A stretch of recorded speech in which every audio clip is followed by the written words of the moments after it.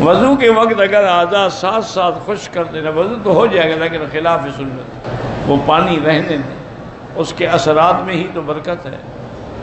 بواسیر کی تکلیف ہے تو ویکس لگایا کریں، ویکس یہاں عام مل جاتی ہے۔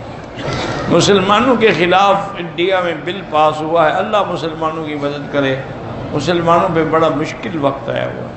آج پاکستان میں بھی کئی شہروں میں زلزلہ آیا ہے، دعا کریں اللہ حفاظت کرے۔ کہتے ہیں کہ شہوت جو ہے ایک فطری جذبہ ہے، ہر انسان میں اللہ نے رکھا ہے، اس سے کیسے بچا جائے؟ شادی کی جائے، ایک سے گزارا نہ ہو، دو کر لیں، خود بخود مٹ جائے گا۔ اگر عورت طواف کر چکی ہے، صفا مروہ دوڑ رہی تھی اور حیض آ گیا تو اب پوری کر لے صفا مروہ۔ عمرے کے طواف بھول جائیں، کیا بھول جائیں؟ چکر بھول جائیں، پھر ابتدا سے کریں۔ حاجی شوکت صاحب کی اہلیہ فوت ہو گئی ہیں، اللہ پاک ان کی مغفرت فرمائے۔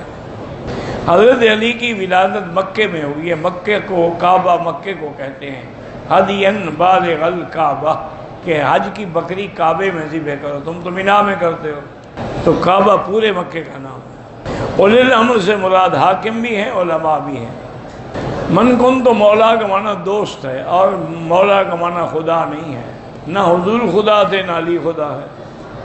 جس کا علی دوست ہے اس کے حضور دوست ہے۔ کرسی پہ بیٹھے بیٹھے نماز پڑھے، اور طریقہ کیا بتائیں؟ بیٹھ کے اشارے سے نماز پڑھے۔ عورت کو جنازہ پڑھنا چاہیے، ہاں پڑھنا چاہیے۔ میرا بچہ بیمار ہے، اللہ شفا دے۔ انڈیا کے مسلمانوں پہ اللہ اپنی رحمت نازل فرمائے۔ ہم مسقط سے چلے، ہوائی جہاز میں میقات کے مقام پہ عمرے کی نیت کی، مکہ ہوٹل آگے وضو کے لیے عبایا اور سکارف عمرہ کرنے سے پہلے ہوتا ہے، کوئی دم نہیں پڑا۔ بہرحال جو آپ کے بچے اللہ صالح بنائے۔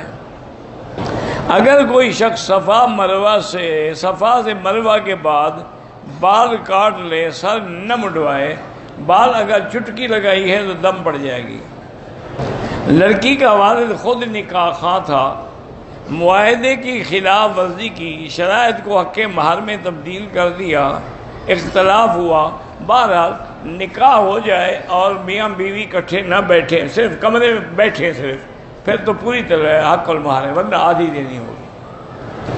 بار بار عمرے کرنے والے باریک مشین میں ایک دفعہ پھر گئی، پھر کیسے پھرے گی؟ اس طرح پھروائیں ہر دفعہ۔ ہمارے نانا نے عمرہ کیا، صفا مروہ نہیں کی، دم پڑ گئی۔ عورت اگر عمرے کے لیے نیت کے بعد وضو کرنے کے لیے اپنا کپڑا اتار دے سر سے، کوئی بات نہیں، اتارنا ہی ہوگا ورنہ مسح کیسے کرے گی؟ بیوی اور سسرال والوں کے لیے دعا کی طرف سب کے لیے ہم دعا کرتے ہیں، اللہ قبول فرمائے۔ میری ساس بیمار ہے، اللہ شفا عطا فرمائے۔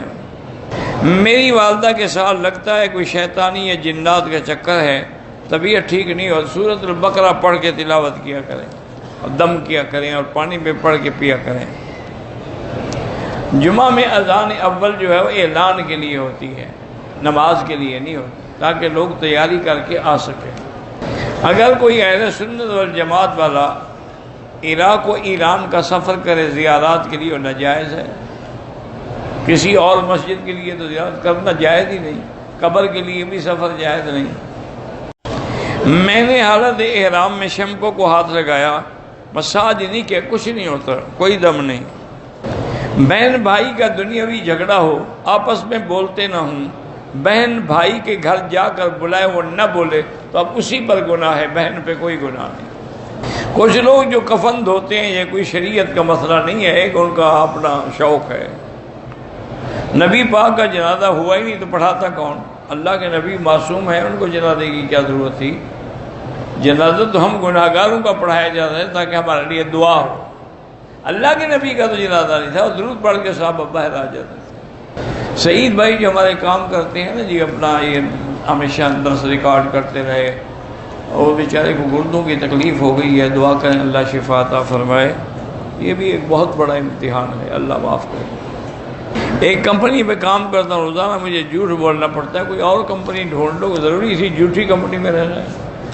کوشش کرو جب نوکری مل جائے چھوڑ دو۔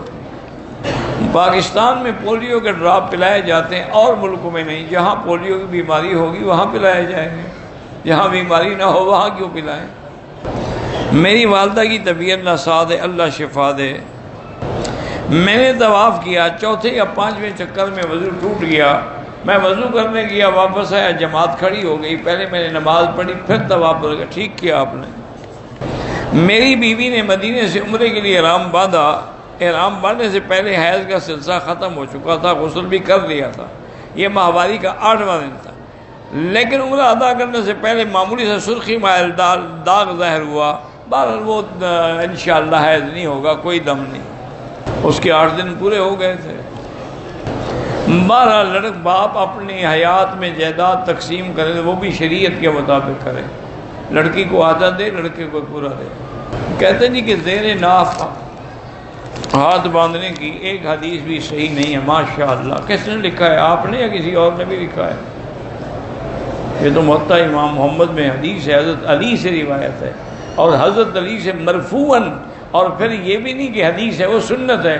آپ نے فرمایا من السنت وضع الیمین علی الشمال تحت السرۃ ہے۔ یہ ایک مجوی فتویٰ نہ دے دیا کرنا کہ کوئی جو تمہارے موافق ہو وہ صحیح ہے، جو خلاف ہو صحیح نہیں ہے۔ یہ کیا بات ہے؟ اس میں کیا ضعف ہے مجھے یہ بتائیں؟ ضعف خفیف ہے یا ضعف شدید ہے؟ جب تمہیں یہ بھی پتہ نہیں ہے تو اعتراض کرنے کا فائدہ۔ حضرت جریج کا ایک قصہ ہے صاحب کا زمانے کا۔ اب بھی اگر ماں ایسی حالت میں ہے کہ وہ بیٹا نماز پڑھ رہا ہے، آواز دے تو نماز توڑ سکتا ہے، کیونکہ نماز تو بعد میں بھی ہو سکتی ہے، ماں خدا نہ خواستہ گر جائے۔ اگر کپڑے ناپاک ہیں، دوسرے کپڑوں کے ساتھ مشین میں ڈال دیے، سارے ناپاک ہو گئے، ان کو مشین میں دھونے کے بعد پھر ہر کپڑے کو پاک پانی میں ایک دفعہ ڈالو۔